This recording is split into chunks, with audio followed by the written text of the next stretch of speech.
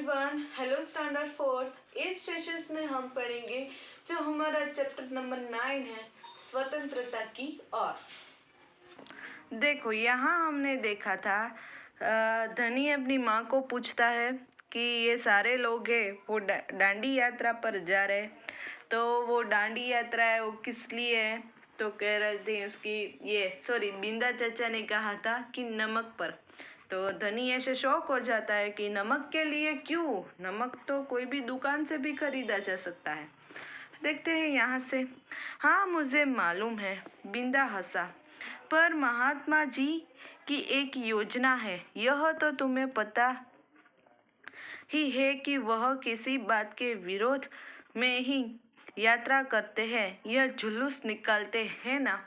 तो फिर ये बिंदा चाचा है वो धनी को कहते हैं कि तुम्हें तो पता है ना कि जो गांधी जी है वो किसके लिए ये सब करते हैं, कोई आंदोलन करने के लिए, उसके अलावा कोई जुलूस निकालने के लिए।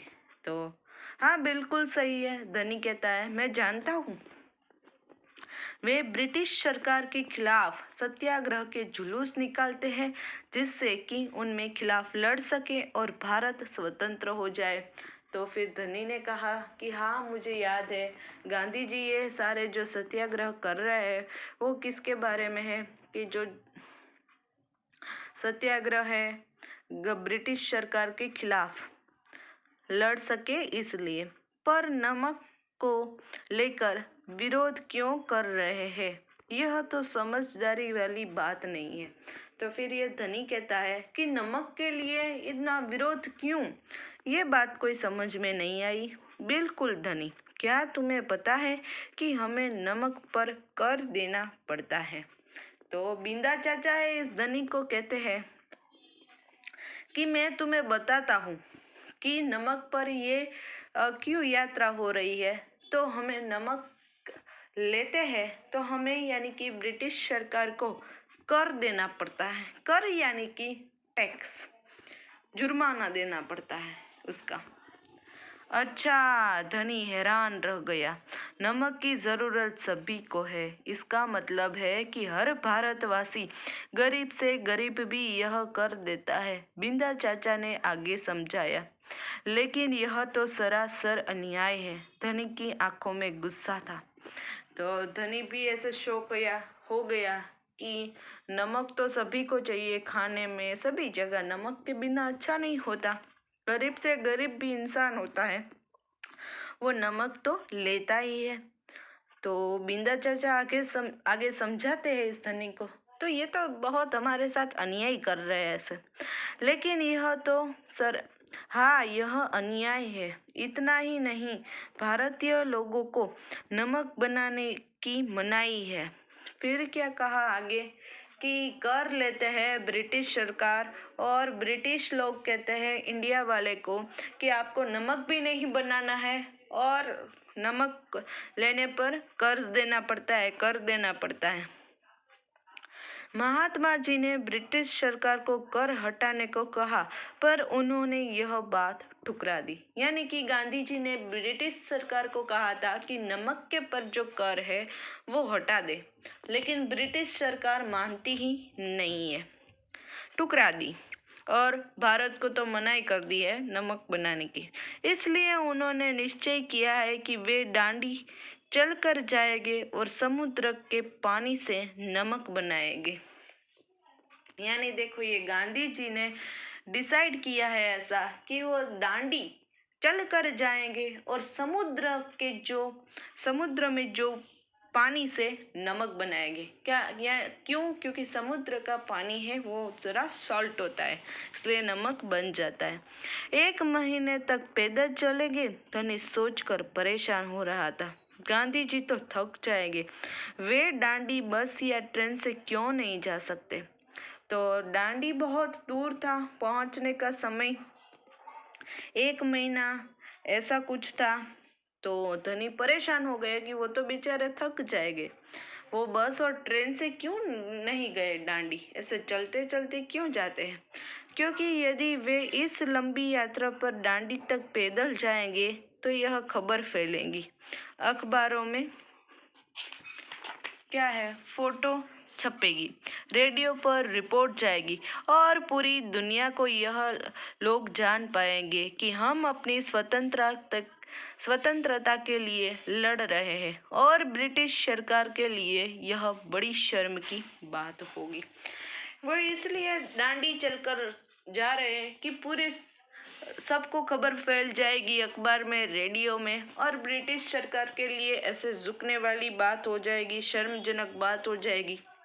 इसलिए गांधी जी बड़े ही अक्लमंद है ना।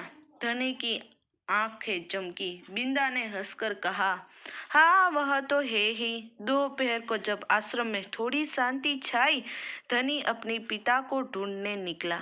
वह एक पेड़ के नीचे बैठकर चरखा काट रहे थे। पिताजी, क्या आप और मम्मी दांडी यात्रा पर जा रहे हो? धनी ने सीधे सीधे काम की बात पूछी। तो फिर क्या हुआ कि धनी बाद में अपने पिताजी के पास गया और पूछता है, उसके पिताजी है वो चरखा काट रहे थे, और पूछा उसके पिताजी को कि क्या आप दांडी जा रहे हो? मैं जा रहा हूँ, तुम और अम्मा यही रहोगे। तो गांधी जी के साथ कौन जा रहा है? इस धनी के फादर। और ये इस धनी के फादर कहते हैं तू और उसकी अम्मी यही रहेगी। मैं भी आपके साथ चल रहा हूँ। बेकार की बात मत कर धनी, तुम इतना लंबा नहीं चल पाओगे। आश्रम के नौजवान ही जा रहे। धनी ने हट पकड़ ली। मैं 9 साल का हूँ और आपसे तेज दौड़ सकता हूँ। तो धनी तो ऐसे जीत पकड़ने लगा कि पिताजी मुझे भी आपके साथ दांडी चलकर आना है, गांधी जी के साथ। तो कहते हैं उसके फादर कि नहीं, तू बेकार की बात मत कर। तो धनी है वो जिद पकड़ा है और कहता है कि नहीं, मैं तो चलूँगा, तेज दौड़ लगा सकता हूँ। मैं सिर्फ 9 साल का हूँ तो आपसे तो ज़्यादा चल पाऊँगा। धनी के पिता ने चरखा रोककर बड़े धीरज से समझाया, सिर्फ वे लोग जा पाएंगे जिन्हें महात्मा जी ने खुद चुना है। तो फिर उसके पिताजी ने कहा कि जिसने गांधी जी को कहा है वो ही साथ चलेंगे, इसलिए तू नहीं आ सकता। ठीक है, मैं उन्हीं से बात करूंगा, वह जरूर हाँ कहेंगे। धनी खड़े होकर बोला और वहां से चल दिया। क्या कहा धनी ने? फिर धनी कहता है कि ठीक है, मैं गांधी जी से ही बात कर लूंगा, फिर तो मुझे वो आने देंगे दांडी। तो गांधी जी बड़े व्यस्त रहते थे, उन्होंने अकेले पकड़ पाना आसान नहीं था। पर धनी को वह समय मालूम था जब उन्हें बात सुनने का समय होगा। रोज सुबह वह आश्रम में पैदल घूमते थे। तो गांधी जी से मिलना थोड़ा सा मुश्किल था क्योंकि हर वक्त वो काम में बिजी थे। तो धनी भी बहुत होशियार था। उसने सुबह का टाइम चूज किया जब गांधी जी अपने आश्रम में पैदल वैसे ही वॉक करते थे।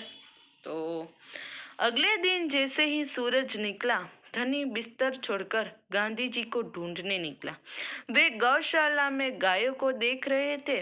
फिर वह सब्जी के बगीचे में मटर और बंद गोभी देखते हुए बिंदा से बात करने लगे। धनी और बिन्नी लगातार उनके पीछे पीछे चल रहे थे। देखो, अगली सुबह धनी गया और उसने देखा कि गांधी जी और बिंदा चचा एक दूसरे से बात कर रहे, और ये धनी अपनी बकरी थी बिन्नी, उसके साथ उसका पीछा करने लगा। अंत में गांधी जी अपनी झोपड़ी की ओर चले और बरामदे में चरखे के पास बैठकर उन्होंने धनी को पुकारा, यहाँ आओ बेटा। फिर गांधी जी है वो सामने से देखो ऐसे बैठे हैं अपनी झोपड़ी के पास और इस धनी को बुलाते हैं कि यहाँ आओ बेटा। धनी दौड़कर उनके पास पहुंचा। बिन्नी साथ में कूदती हुई आई। धनी ऐसे दौड़ रहा था, जैसे ही गांधी जी ने उसको बुलाया वैसे ही उसकी पेट थी ये बिन्नी उसके पास ऐसे दौड़ती दौड़ती चली गई। तुम्हारा क्या नाम है बेटा? फिर धनी कहता है कि धनी बापू। और यह तुम्हारी बकरी है? गांधी जी है वो पूछते हैं कि क्या ये तुम्हारी बकरी है?